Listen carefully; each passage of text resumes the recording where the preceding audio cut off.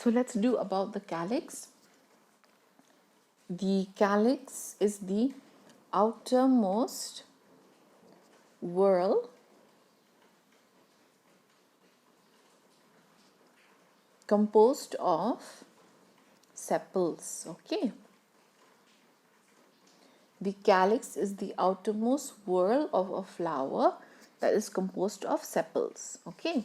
So now let's look at the types of sepals or the types of calyx.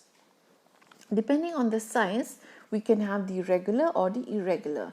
Regular means every calyx is having the same height. Okay. Either way, I'm drawing also all different heights. Okay, regular means all the calyx having the same height. Then irregular will be some will have long, some will have short, etc. Okay, so regular example China rose, irregular example Clyteria. Then next, now if we look at the structure, see the image there. Don't look at this petals. Okay, don't look at the petals because many of you tend to look at the petals. We are talking about the sepal, the calyx.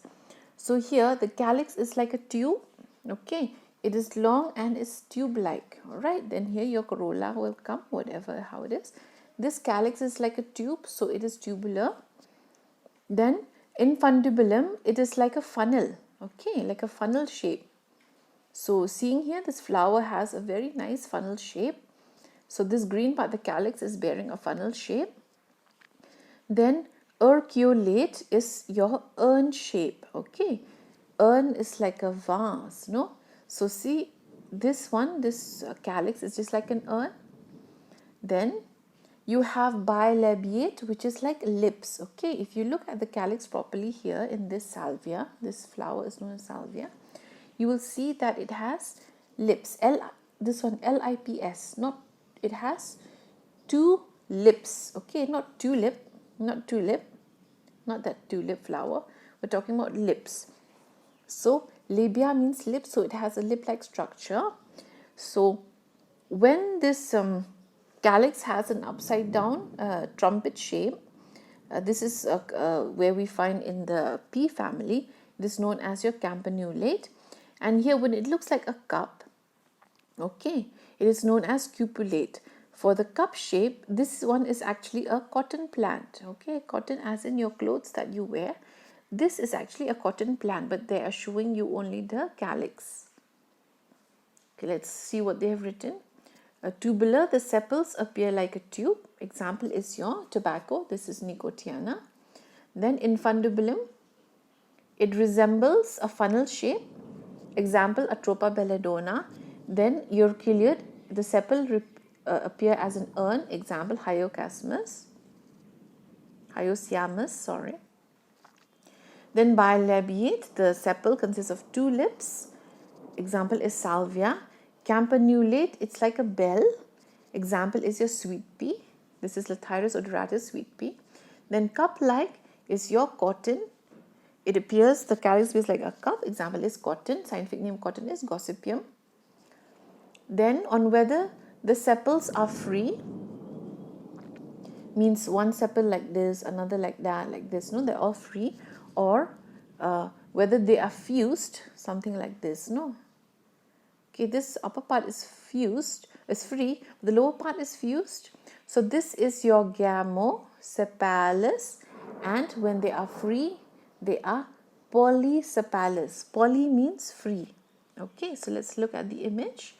Example of a fused sepal is datura or hibiscus.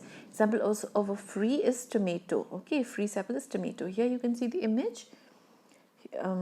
This calyx is fused from down. I think maybe the upper part is free, but the lower part is more or less fused. Then here polysepalous, where the petals are, not petals, sepals are free. Okay, free from each other. Then whether the calyx will persist, okay, after the fertilization, when the fruit has formed, whether it will persist or whether it will fall off, we'll see sometimes. Now you have seen and you have used calyx in your life. Okay, so the brinjal, the chili, the tomato, they all have persistent calyx. Okay, like chili like this, no? This one, this part, used to hold from here and eat your chili. You have been holding the calyx of the chili. So they fall in your persistent calyx. And there are two types of persistent calyx. Macrescent calyx is when, yes, it persists the calyx, but it doesn't keep on growing as the fruit develops. Okay, after fertilization, after the fruit has formed, calyx will stop growing, it will shrivel up. So that's why when you touch the calyx of a tomato, it shrivels. No, it is not fresh and juicy like the tomato. Then acrescent is when, as the fruit grows, the calyx also it grows with it. Okay, so the fruit is fresh and the calyx is fresh. So the calyx is growing along with the growth of the fruit. Calyx grows, fruit grows. Okay, this is your acrescent.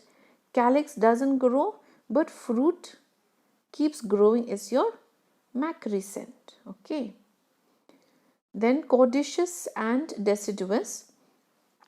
Caudaceous is when the petal fall off as soon as the flower, not petal, sorry, when the sepal fall off as soon as the flower bloom.